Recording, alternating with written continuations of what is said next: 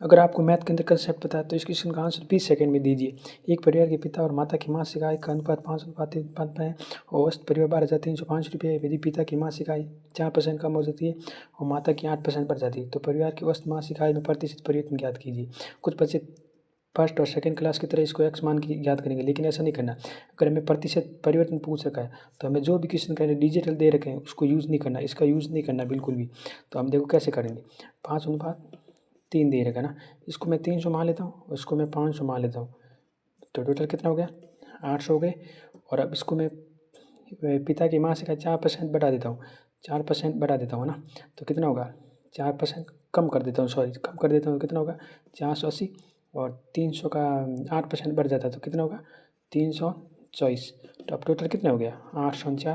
अब कितना बढ़ गया 4%, 4 कितने पर बढ़ गया 800 पर 100% बराबर 0.5%। तो आंसर आ गया हमारा बी ऑप्शन।